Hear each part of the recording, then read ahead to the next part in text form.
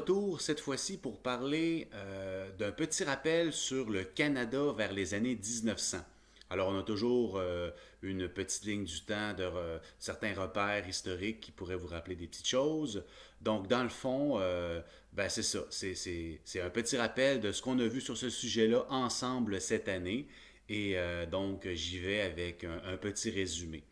Alors, en gros, à ce moment-là, le Canada, au début 1900, ben, c'est un pays qui est très jeune. C'est un pays qui est en train de former son identité culturelle, mais n'est pas tout à fait là. Si on posait la question à ce moment-là à quelqu'un qui habite le Canada, qu'est-ce qu'un Canadien?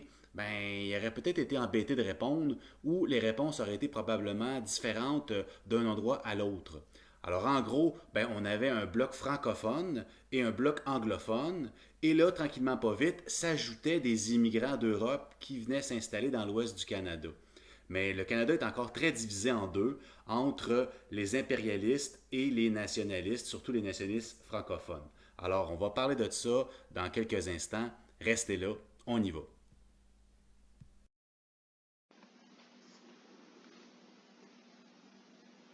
Donc, le Canada dans l'Empire anglais vers les années 1900.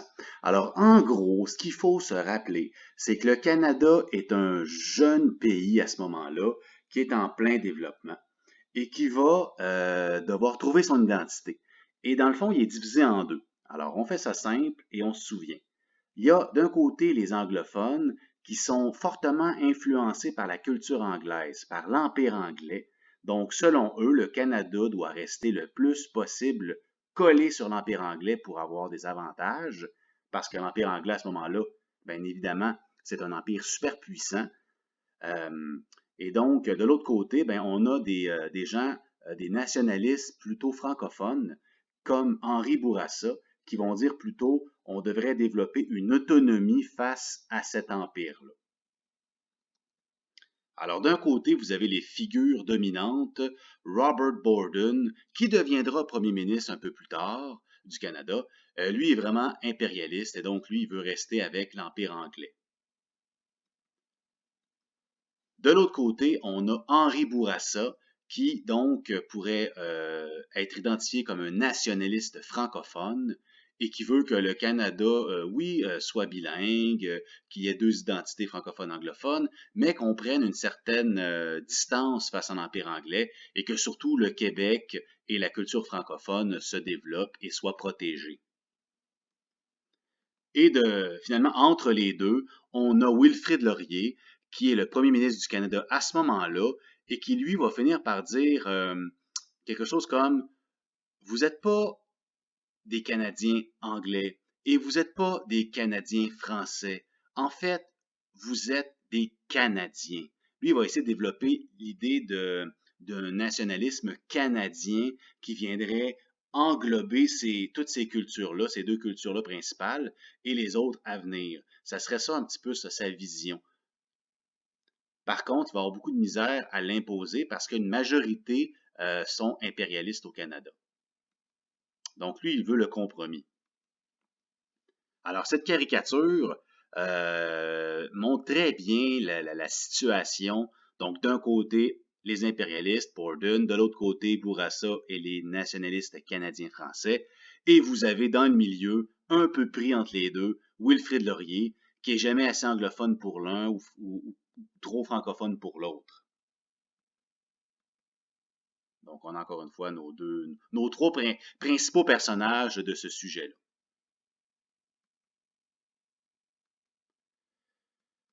Et finalement, on peut dire que le Canada, on peut dire que Laurier va prendre un peu le côté impérialiste parce que il va finir par appuyer l'Empire anglais dans certaines situations. Principalement, on pourrait parler de la guerre des Boers, cette fameuse guerre, je vous le rappelle, qui se passait en Afrique du Sud.